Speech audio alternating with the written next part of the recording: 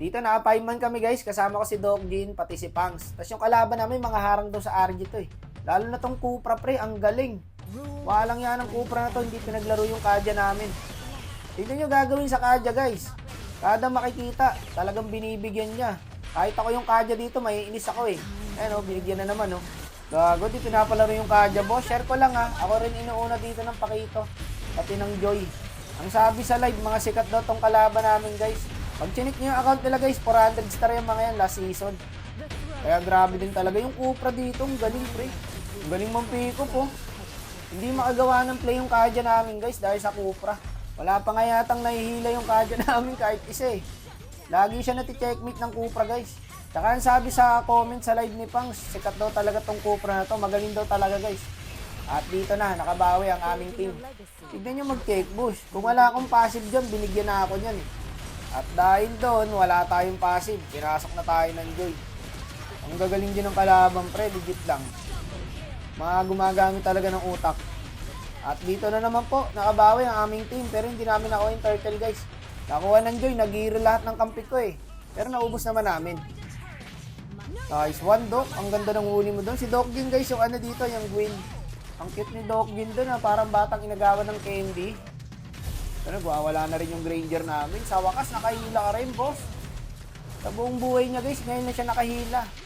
Puti kasing Cupra yan, ang galing eh. Gago, yan na naman yung Joy Par. Ako lang ba kalaban mo, boss? Sakto pa yung flicker ko, may Pakito. Ina talaga, oh. Ganda ng talo ni Doc Jin, gagi. Nauntog. Laki ng batong tinalunan niya eh. Para siya tumalon sa Vulcan Mayon eh. Pinasok pa nila to eh. Yan ang gigigil na si Pangs dyan, oh. Kaso nagkamali siya dyan, Brad. Tinira-tira siya ng tower. Ayan, oh. Kagi. Ayun lang, doon tayo na-choke. Sabay nag-load yung kalaban, par. Muntik ko pa makuha yan, guys. Kinabahan yung mga betlog nila dyan, oh. Muntik na. Bading. Pero kung nakuha ko yun, tuwan-tuwa to mga to. Sumilip na naman yung Kadya, patay na naman. Wala pare, mahirap sumilip sa ganyang klaseng Cupra. Grabe, oh. Lahat bibigyan boss, kahit sino makita. Dito naubos kami Brad, ginaw kasi nila eh. 4v5 yung laban eh. Tapos binigay na lang.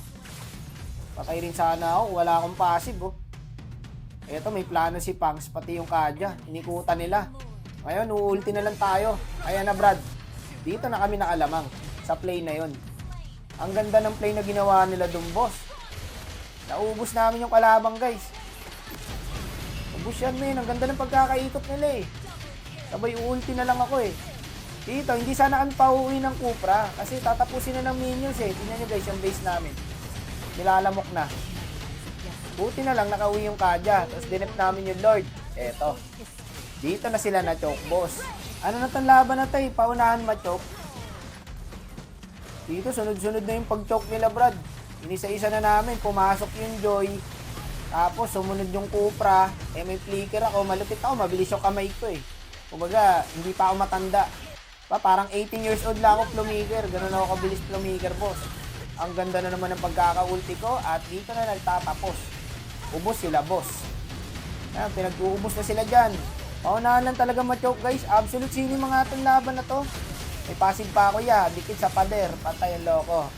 Ama ka na, akalak target. Wala na, GG na guys. Hindi na nila madedep to. Eh, tanggap na nga nila oh. Dito susubukan pa sana ng Cupra i-dep yung minions eh. Kaso wala boss, 5 kami. Walang malakas sa marami. Ayun oh, tanggap na nila oh. Sabi ng Joy, nice G po, tanggap ko po. Buti alam mo, nice G boss. Pero biro, nice G sa kalaban namin dito. Mga harap daw sa RG yan guys. Legang tama, nice G mga boss.